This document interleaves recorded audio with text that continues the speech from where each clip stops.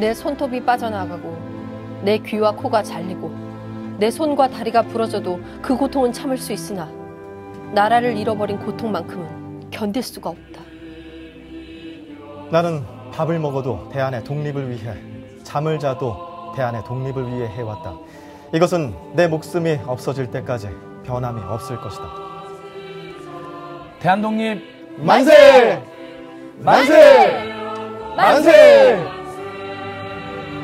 네, 오늘은 애국지사분들의 귀한 말씀과 대한독립 만세 삼창으로 TV민생연구소의 문을 비장하게 열었습니다. 오늘이 3.1운동 100주년이 되는 해이기 때문입니다. 특별한 날이만큼 오늘의 연구 주제는 독립유공자와 그 후손들의 민생 문제입니다. 독립유공자와 그 후손들의 민생. 네. 역시 다르네요. 다른 네. 방송에서는 뭐 오늘 3.1운동 100주년이라고 축하하고 기념하는 내용을 주로 다루던데 우리 민생연구소는 오직 한 길, 민생 바라기입니다. 네, 오직 민생만을 생각하고 연구하는 TV 민생연구소. 그럼 오늘 방송을 시작해 볼까요? 네. 불공정한 세상을 향한 을들의 반란. 여기는 TV 민생연구소! 가시죠.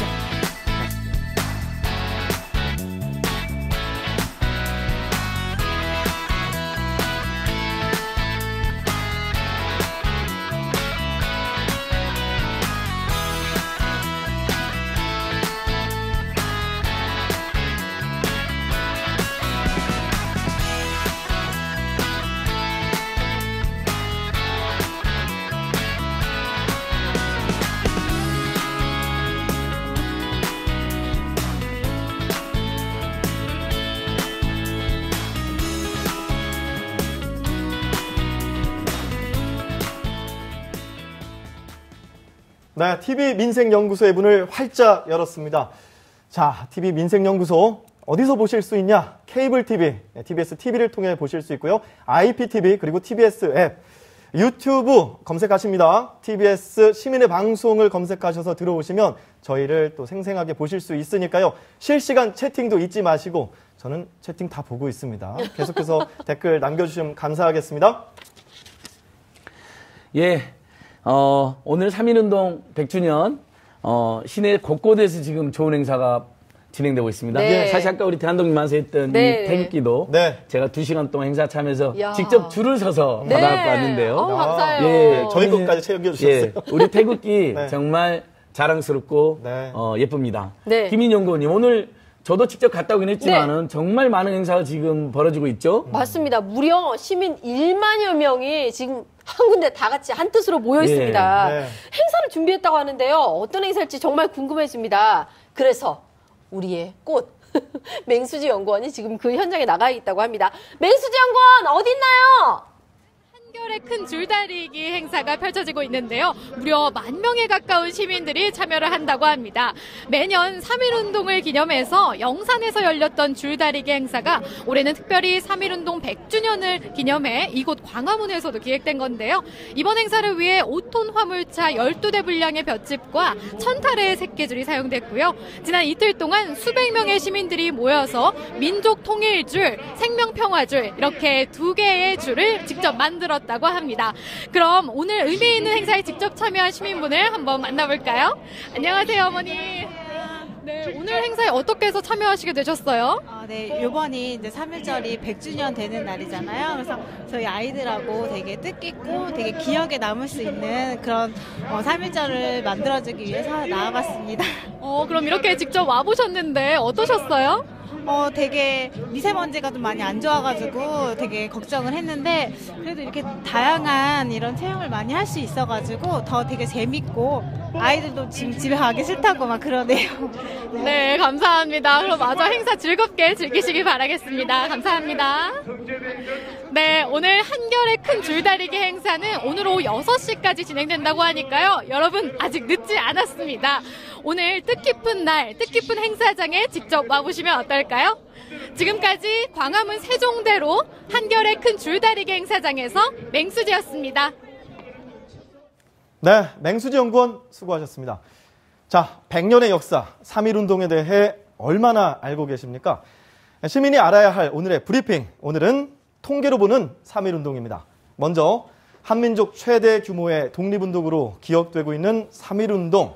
과연 3.1운동에 참여한 시민의 수는 얼마나 될까요?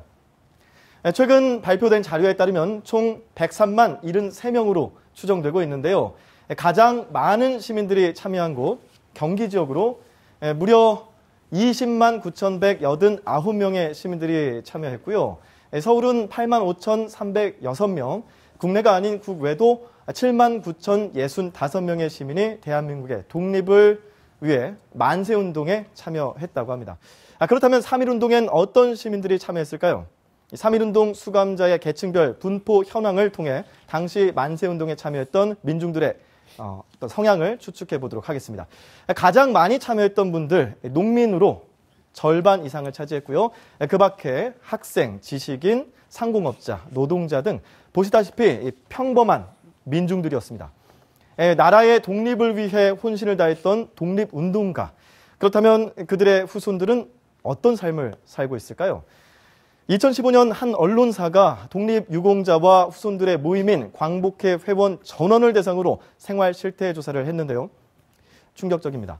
독립유공자 가족들의 75.2%가 소득 200만 원 이하였고요. 그중 10.3%는 50만 원 미만이었습니다.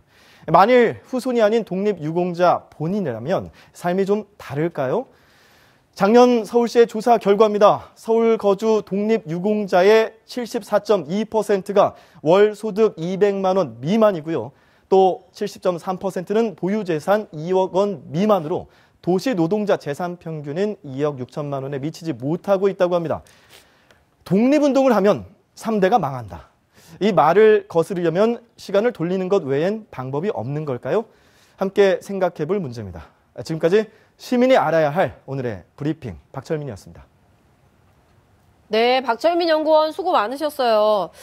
그나저나 궁금해요. 궁금한 게 너무 많습니다. 네. 박철민 연구원 브리핑을 듣다 보니 궁금한 점이 너무너무 많이 생깁니다. 의아한 점이 많아요. 빨리 본격적으로 우리 독립유공자분들과 후손의 민생에 대한 연구를 진행해 봐야겠습니다. 네, 그럼 오늘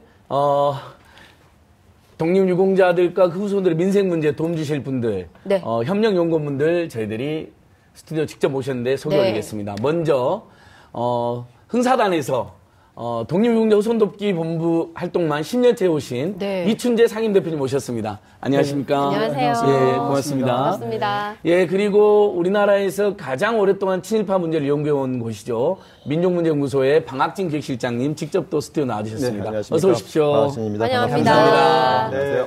네. 저 아까 제 귀를 의심했어요. 예.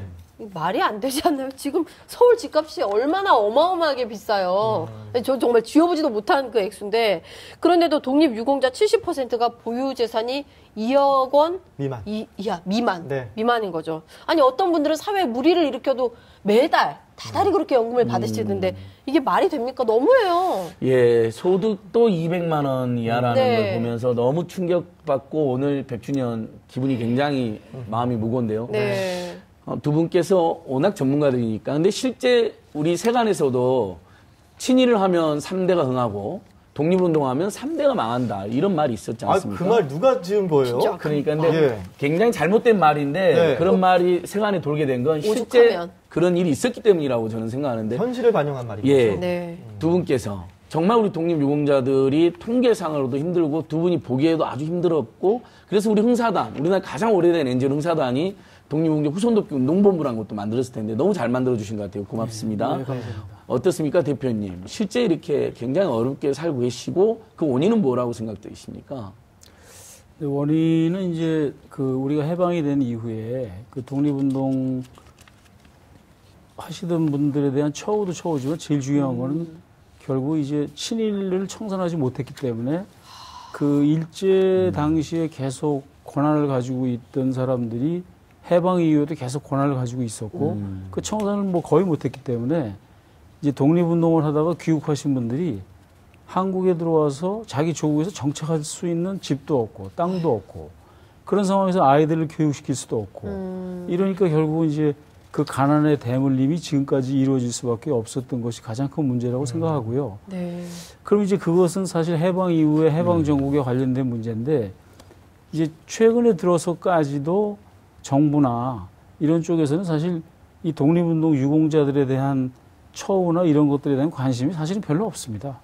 제가 생각할 때 오면서도 생각했는데 오늘 3.1절이나 광복절 같은 날만 우리 독립유공의 영혼들이 즐거워하실 것 같고 나머지 나무들은 되게 슬프실 것 같아요. 뭐 오늘만 반짝하지 전혀 신경 안 쓰고 있기 때문에 그 후손들이 가난한 것은 어쩔 수 없는 일이다. 지금 빨리 개선이 돼야 되겠다. 그런 생각을 갖고 있습니다. 네. 그러니까 3월 1일과 8월 15일 날만 영영이 이렇게 국민들이 기억하는 것 같고 예. 또 정부에서 챙겨주는 것 같은데 맞습니다. 나머지 날들은 굉장히 서럽고 맞습니다. 통고하고 계실지 모른다.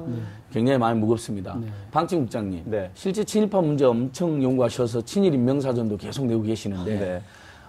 대표님 말씀 드리니까 국장님 뭐 하실 말씀 굉장히 많을 것 같은데 어떻습니까 요즘? 많지만 짧게 해야 되겠네요. 예. 네. 그 친일하면 3대가 흥하고 독립운동을 하면 3대가 망한다. 어떤 시인의 말씀이신데요. 이제는 3대가 아니라 4대, 5대까지 가고 있다. 이렇게 보여져요. 친일하면은 3대, 4대, 5대까지 흥하고 있고 독립운동하면은 3대 넘어서 4대, 5대까지 망하고 있는 현실이다. 2005년도에 저희 민족문제연구소가 경향신문과 같이 똑같은 연구조사를 했고요.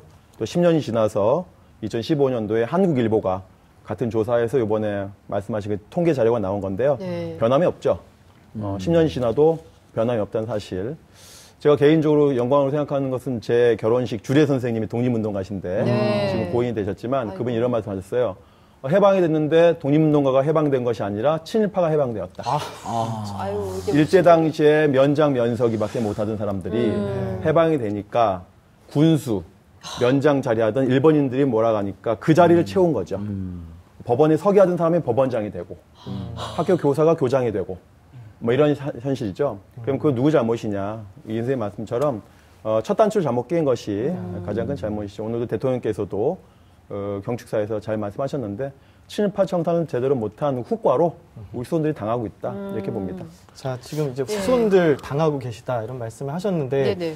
그렇다고 뭐 국가에서 아무것도 안 하는 건 아니지 않겠습니까? 네. 지금까지 그러면 후손들에 대한 지원책 어떤 것들이 있었나요? 가장 도움이 됐던 거를 꼽으시자면 어떤 걸 말씀하실 수 있어요? 뭐 도움이 뭐 안 됐다고 할 수는 없는데요. 네. 이제 예를 들면 지금은 그 후손 중에 선순위자 한 사람에 대해서만 이제 연금이 나오기 때문에 예를 들면 지금 우리나라 현재 독립유공자로 서원을 받으신 분이 한 15,000분 정도 되거든요. 근데 그분의 가족이 이제 3명씩만 잡아도 한 5만 명 되지 않습니까? 예.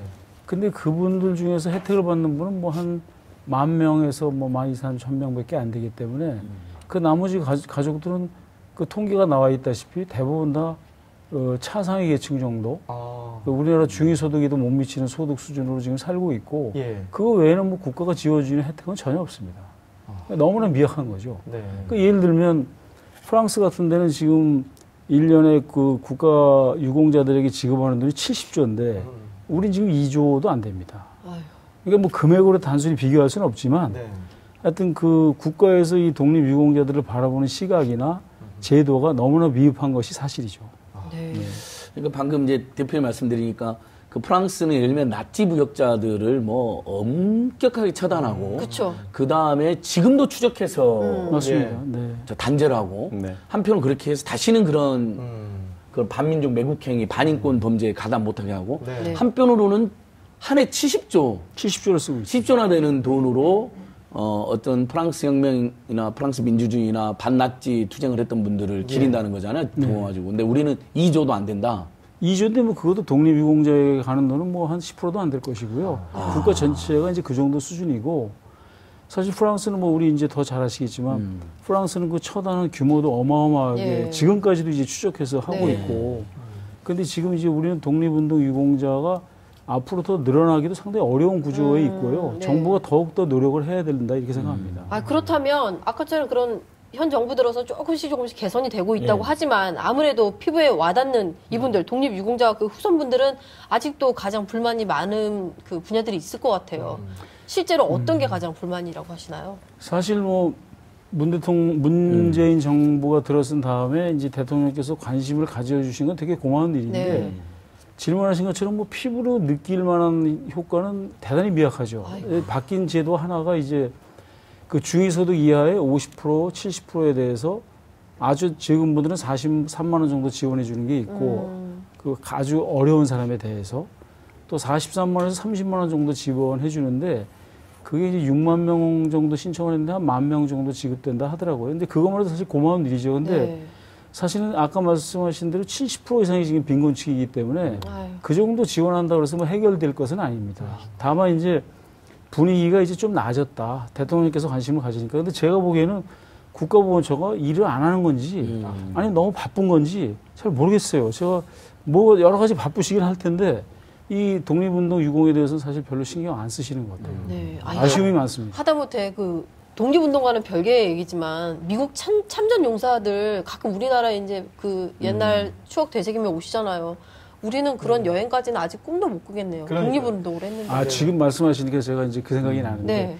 저도 6.25 때 되면 이제 참전 16개국의 용사들이 여기 와가지고 네. 한국을 위해서 싸웠다는 게 보람있다. 네. 이런 긍지를 느끼잖아요. 근데 우리는 뭐 독립운동 유공자들에 대한 것이나 또 후손들에 대한 국가의 그런 배려가 없습니다. 그런 행사도 없고. 그러니까 사실은 돈도 돈이지만 사기를 올려줄 수 있는 이런 시스템이나 긍지를 올려줄 수 있는 제도적 장치가 대단히 미약하죠. 네. 그러니까 최고의 예우를 해줘도 모자랄 맞습니다. 텐데 네. 우리는 오히려 심지어는 빨갱이를 몰려서 탄압받았다는 이야기까지 어머, 오늘 대통령께서도 이야기하시는데 네. 방 국장님께서도 네. 워낙 그분들 많이 만나시잖아요. 네. 한 말씀 하고 또 제가 준비한 그 직접 우리가 유공자 후손도 만나고 왔거든요. 아, 직접 또 네. 만나고 오셨군요. 국장님 지금 상황이 조금만 더 설명해 보십시오. 너무 답답하네요. 한국의 보훈제도의 가장 큰 문제점은 네. 1945년 해방되고 난 다음에 바로 보훈제도가 그 추진이 돼서 독립운동가 그 후손들을 그 보호하고 케어했음에도 불구하고 못한 거죠. 한국의 보훈제도는 해방되고 17년 후에 시행됩니다. 45년부터 17년 후 62년도에 그것도 원어총이라고 해서 군사 원어총이라고 해서 군인 중심으로. 예, 한국의 보훈제도는 6.25 참전한 군인 중심으로 보훈하던 것이 먼저 되기 때문에 항상 독립운동은 후순이죠.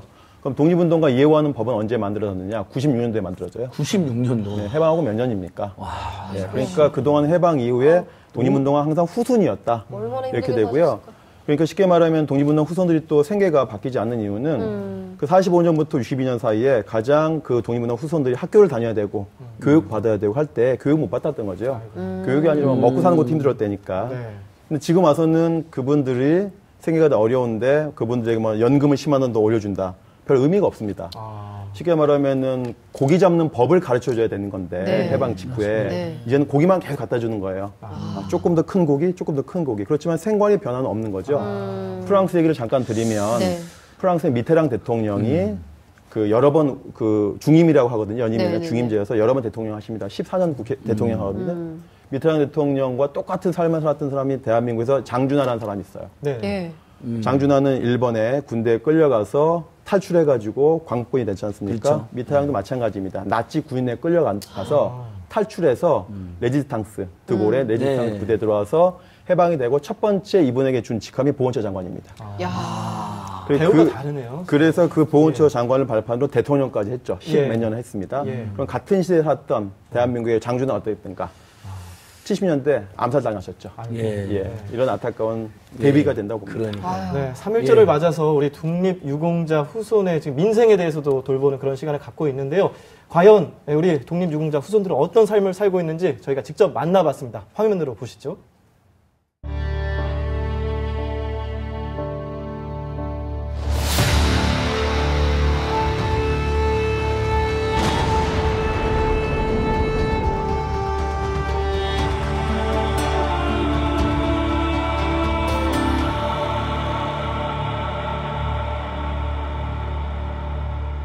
저는 애국지사 김종철님의 손자 김규홍이에요. 이렇게 찾아뵙게 돼서 반갑습니다.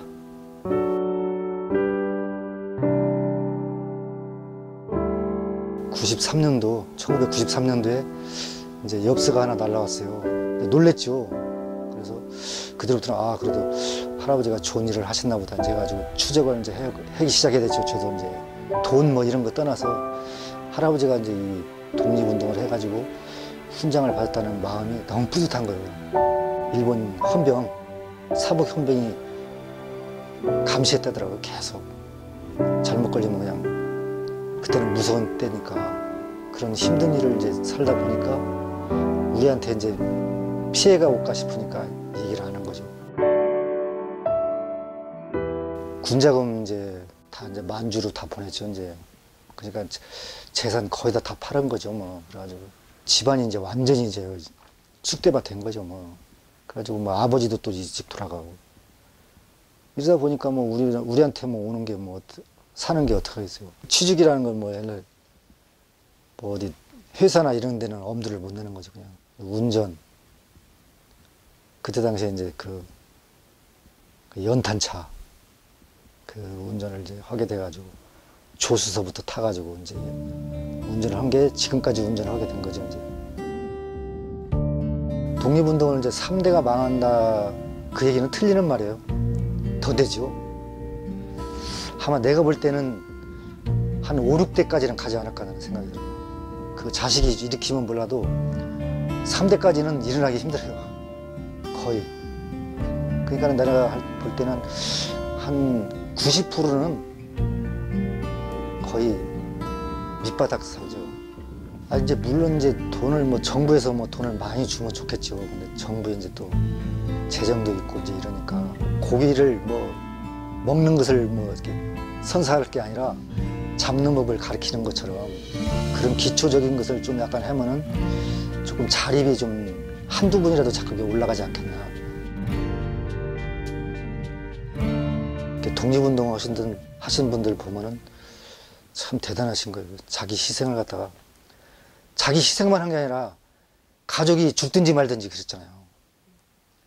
또 어떻게 보면 무모할 정도로 그냥 조부님 같이 독립운동을 하신다 그러면은 재산을 갖다가 이렇게 막 군자금으로 다 해가지고 가족들이 이렇게 어려움을 처해가지고 이렇게 몇십 년 뭐 대대로 이렇게 내려가잖아요. 그래 너무 그런 게 힘드니까 내 목숨은 바칠망정 재산은 나는 안 내놓고 싶어요. 너무 그게 이제 힘드니까. 100주년이라고 그래서 막 이렇게 마케팅도 하고 막 이렇게 여러 가지 하는데 그냥 100주년으로 끝내지 말고 100주년 같이 이렇게 쭉 이어졌으면 좋겠어요. 그 훌륭한 일을 갖다가 이렇게 좀 대대손손 이렇게 좀 지켜줄 수 있게 그런 토대를 좀 마련해 줬으면 그런 마음이 들죠. 아유 정말 한숨만 나옵니다. 예. 예. 교과서에 나왔던 그때 정답 칸에 넣으려던 그거였어요. 동양척식 주식회사 폭파 시도를 하셨던 실제 주인공의 후손이세요. 뭐라고 말을 그렇죠. 할 말이 없네요. 우리 역사 교과서에 보면 인도랑 한국에서 동양측식 주식회사들이 뭐 엄청난 수탈을 막 하고 막 인도는 영국에서 그랬다고 막 배웠는데 근데 방금 이제 그 말씀 중에 박학주 국장님 깜짝 놀랐어요. 네. 박 국장님 방금 전에 말씀하셨던 거 있잖아요. 네. 고기를 주는 것도 필요했지만 고기 잡는 법을 제대로 가르치고 또 우리 이춘재 대표님 말한 것처럼 정말 역사적 사적 예우가 최선을 다했어야 되는데 전혀 그런 거 없이 자립과 복지가 전혀 안 되고 있다는 지적을 해주신 거잖아요. 정말 딱 그 말씀인데 이제는 아까 이제 두 분이 말씀해 주셨잖아요. 문제점을. 이 자립과 복지, 예우 어떻게 제대로 정책 펼칠 수 있을까요? 박 국장님께서. 네. 그 지난 참여정부 당시에 노무현 대통령 당시에 독립운동가 후손들을 어떻게 한번 정무직에 한번 써보려고 이력서를 살펴봤다는 거 아닙니까? 네. 대졸자가 없어서 못 썼다는 거 아닙니까? 아이고. 네. 정부에서는 어떤 자리에 주고 싶은데 그 기본적인 학력이 안 되니까 줄 수가 없었다는 뭐 지금 더 하겠죠. 근데 지금 기업에서는 그 기본적으로 쿼터를 주고 있어요. 네. 장애인분들 쿼터 주듯이 사회적 약자 쿼터 주듯이 기본적으로 몇 % 정도는 국가유공자 후손들에게 취업할 때 좀 해달라 하는데 그게 권고사항이에요. 별도 페널티가 없습니다. 의무적인 게 아니에요. 대학교에서는 안 하죠. 대학도 마찬가지고. 그래서 이런 것들이 그야말로 불이웃돕기 하듯이 불쌍하니까 뭐 하나 떡 하나 던져두는 식으로 하면 안 되겠다. 이 나라 누가 만들었는데 이 대한민국 누가 지켰는데 그런 식으로 바뀌어야 되거든요. 근본적인 그런 정책이 돼야 되고 아까 이 선생님 말씀처럼 보훈처가 잘 못하기도 하지만 시스템 자체가 보훈처가 일할 수 없는 시스템인 것 같아요. 보훈처 예산이 적지 않은 예산인데 대부분의 예산이 군인, 군경, 군 경찰, 퇴직한 경찰, 군인들 연금 주는 데 예산이 다 쓰거든요. 그러니까 독립운동가 후손들에게 주는 예산이 3%는 안 됩니다. 그러니까 보훈처 장관 열심히 일하지만 어쨌거나 그 예산 3% 안에서만 활동하시는 거예요. 그러니까 이제 대한민국의 보훈이라고 하는 게 첫 번째가 군인, 두 번째가 경찰, 그다음에 공무원 이런 순위고 독립유공자에 대한 예우는 보훈처의 후순위거든요. 그러니까 보훈처 직원이 열심히 하려고 해도 3%밖에 일을 못하는 거죠. 차제에 이 보훈제도라고 하는 거 좀 전면적으로 바꿔야 될 필요가 있는데 바로 그런 지점에서 독립유공자에 대해서 저는 후손분들 교육, 그다음에 발굴, 서훈, 생계 문제까지 원스톱으로 지원할 수 있는 별도의 기구가 있어야 되는 게 아닌가 그런 생각이 들어요. 맞습니다. 궁금해요. 궁금해요. 네. 그 결단이 뭔지 궁금한데 혹시 박원순 시장님이랑 친분이 아주 돈독하신 우리 안진걸 소장님 아시려나요? 그 결단? 글쎄, 아니 제가 우리 듣기로는 방학진 국장님 말씀을 들으면 이제 예를 들면 독립유공자 네. 지원청 같은 걸 별도로 만들었다는 고민이 드는데 네. 일단 그래도 중앙정부의 노력을 촉구하면서 지방정부도 할 수 있는 일이 많이 있잖아요. 그래서 네. 박원순 시장이 뭐 최근에 뭐 했다고 들은 것 같은데요. 그러니까요. 그 큰 결단을 서울시가 내리셨다고 뭘 합니다. 그게 대체 독립유공자분들을 위해 무슨 결단을 내리신 건지 정말 궁금하지 않습니까? 그래서 진성준 서울시 정무부 시장을 저희 민생연구소가 만나봤습니다. 보시죠.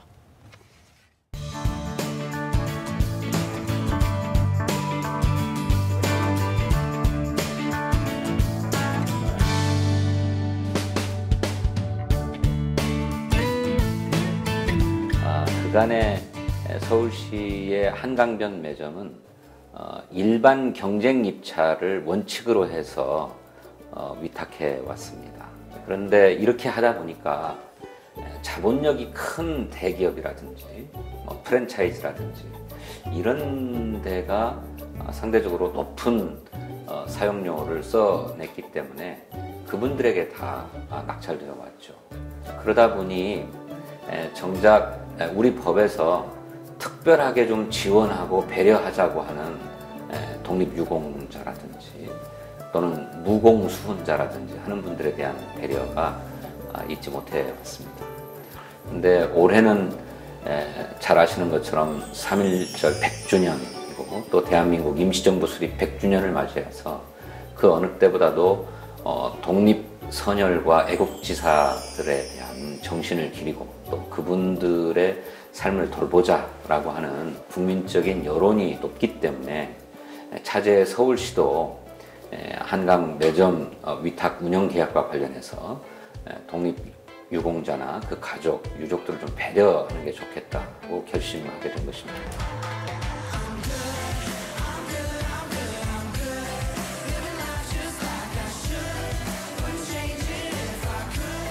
네, 법률상의 문제는 없습니다. 법률상 그렇게 수의 계약이 가능하도록 그래서 특별한 배려를 하도록 하는 계층들이 있습니다. 국가유공자라든지 또 국가유공자의 일부 단체, 또 독립유공자와 그 가족, 또 노인, 장애인, 한부모 가족 이런 분들이 다 국가가 이런 사업을 하는 데 있어서 위탁할 경우에는 해당사들을 우선적으로 배려하도록 되어 있어요.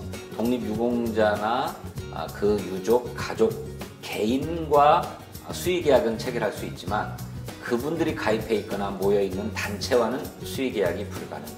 그렇지만 독립운동 유공자 가족들이 이렇게 하지 말고 생활이 어려운 분들이 많으니까 우리 스스로가 복지사업을 할 수 있는 조합을 만들자 해가지고 독립운동 유가족 또 가족들이 모여있는 조합을 결성했습니다.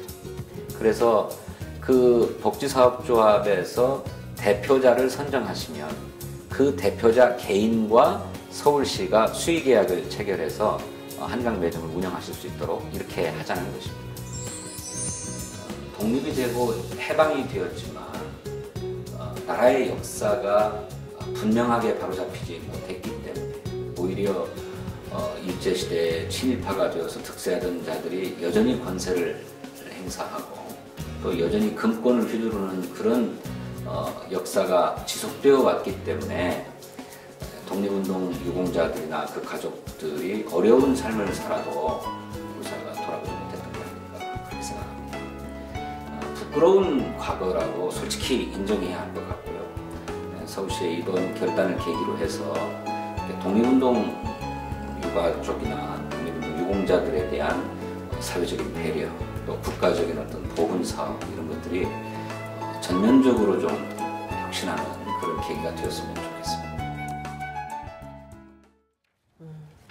네, 증선준 서울시 정무부시장의 이야기를 들어봤는데 한강에 있는 편의점들 이것을 독립유공자 후손들에게 우선 운영할 수 있게끔 수의 계약을 하겠다는 결단.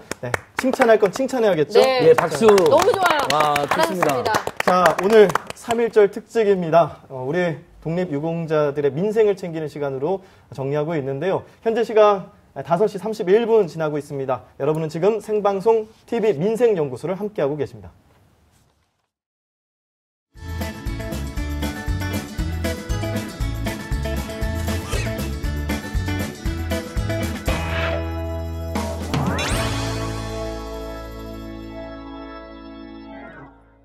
안녕하세요. 반갑습니다. 가수 유현상입니다. 올해가 3.1운동 100주년이죠. 벅찬 마음을 말로 표현할 수는 없네요. 사실 유관순 열사가 저희 집안 어른이에요. 깜짝 놀라셨죠? 독립운동을 하신 분들 덕분에 이렇게 저희들이 편하게 아주 행복하게 잘 지내는 것 같습니다. 너무 감사드리고 3.1절 의미를 되새기는 하루가 되었으면 좋겠습니다. 감사합니다.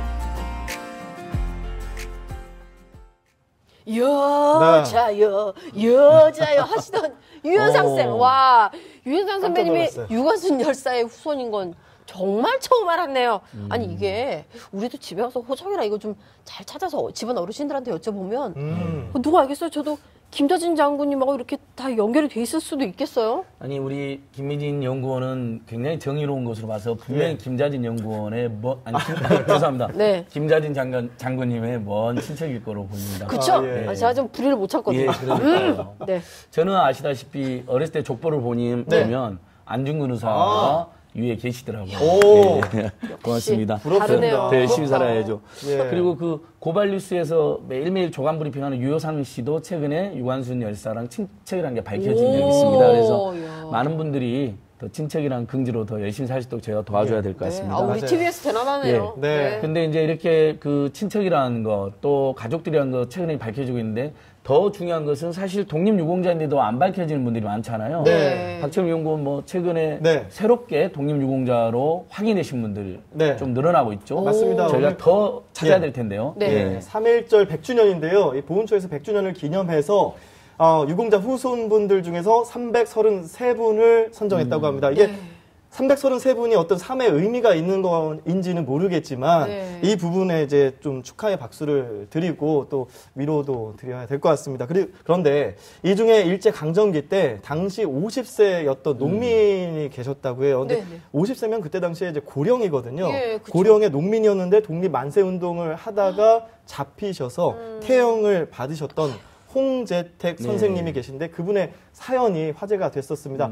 그분에 대해서 후손분은 어떻게 이야기를 하시는지 저희가 직접 만나봤습니다. 화면을 통해 보시죠.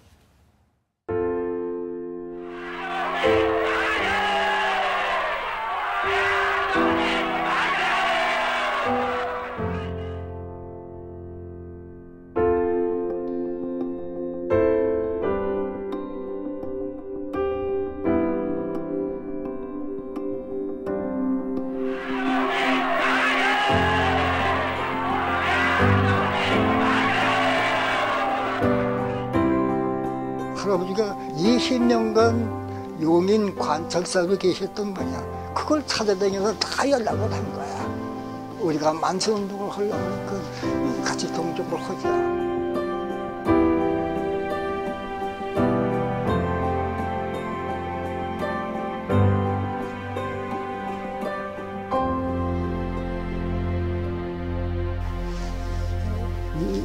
이것은 내가 11년에 보훈처에다 작성한 거고 내용이 있고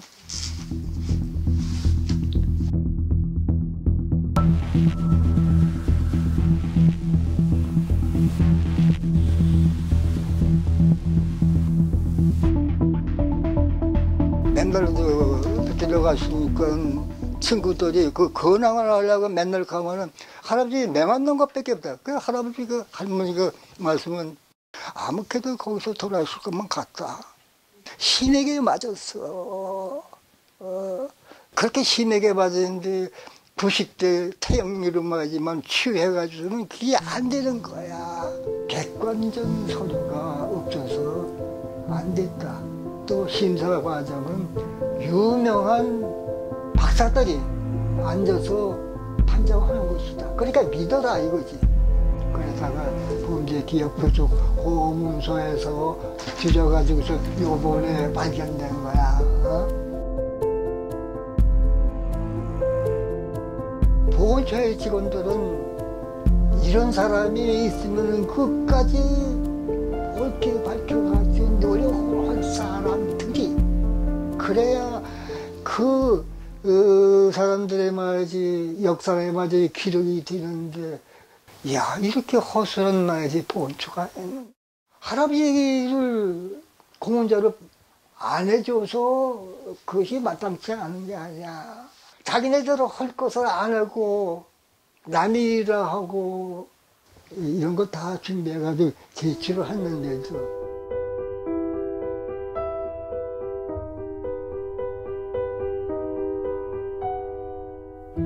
길을 허무한 지난 날이었다.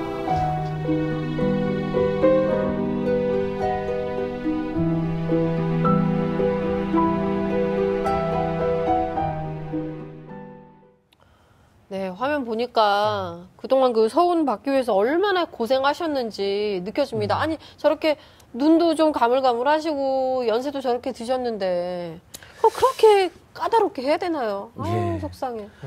사실 우리 TV민생연구소가 굉장히 무거운 주제를 다루면서도 명랑하게 방송을 하려고 노력을 하는데 네. 오늘은 차마 그럴 수가 없네요. 그래서 저도 오늘은 좀 인상을 좀 찡그리게 됩니다. 네.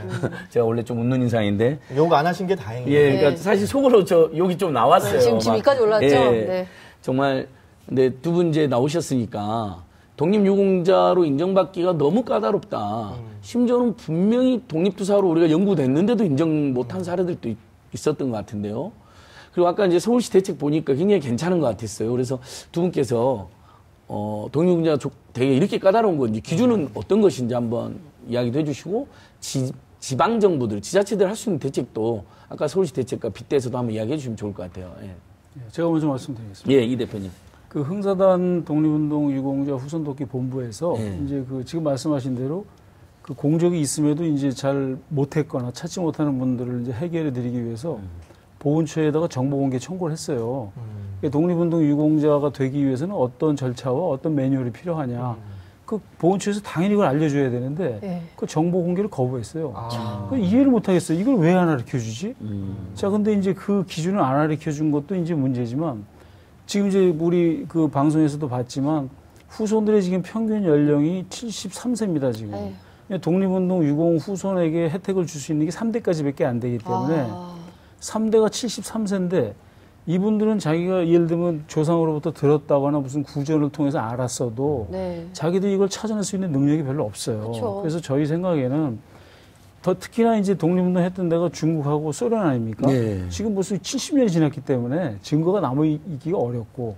그러니까 저희들이 생각할 때는 이제 예를 들면 국가보훈처에서 독립운동을 했던 조상을 모셨던 후손들이 신청을 하게 하고 그럼 독립운동, 그 보훈처에서 예를 들면 재판의 기록이라든가 국회에 보존되어 있는 자료라든가 아니면 언론사에 있는 보도 자료라든가 이런 걸 다 스크린 해가지고 스스로 입증해 줘야 되거든요. 그러니까 저희가 알기로는 지금 독립운동에 적극적으로 참여해서 옥고를 치렀거나 사망하거나 돌아가셨던 분이 추정이 한 15만 명 정도 되는데 지금 서원받은 분은 15,000분밖에 안 되거든요. 근데 지금 우리의 3세대가 끝나면 이걸 신청하는 사람도 거의 없을 거예요. 그러니까 아까 말씀하셨다시피 이게 뭐 4대, 5대까지 더 내려가지 않게 하려면 빨리 이제 이런 것들을 찾아내는 제도적 장치가 보훈처에서 적극적으로 있어야 된다. 네. 그런 제안의 말씀을 드리고 싶고요. 저는 이 TBS 이 좋은 프로가 녹화해가지고 좀 보온처에 좀 갖다 드렸으면 좋겠어요. 그러니까 좀 저희 보시고 다시 보게 됩니다. 네, 네. 다시 보게 되는데 갖다 드렸으면 좋겠어요. 피우진 청장님한테 좀 보시라고. 예, 그러겠습니다. 대표님 제가 책임지고 지금 생방송인데 이게 다시 보기 해가지고 유튜브 주소를 피우진 보훈처장님 텔레그램이나 카카오톡으로 보내고 반드시 하겠습니다. 약속 지키겠습니다. 약속 지키실 걸로 알겠습니다. 박진 실장님. 정말 까다로운 거 맞죠? 15만 명 중에서 15,000명, 10분의 1밖에 인정 안 되고 있는 거 이거 문제 아닌가요? 네. 한국의 보훈제도의 가장 큰 문제점은 입증 책임이 당사자한테 있다는 거예요. 아니 국가기관이 해줘야 되는 거예요. 누가 도와줘도 안 비유하자면 초등학교에서 어떤 어린이에게 그 착한 어린이상을 주려고 하는데 네가 착하냐 한 거를 네가 적어내라는 거거든요. 불가능한 거죠, 이제. 왜냐면 국가에서 주는 상이라고 하는 것은 특별한 것이고 권위가 있어야 됩니다.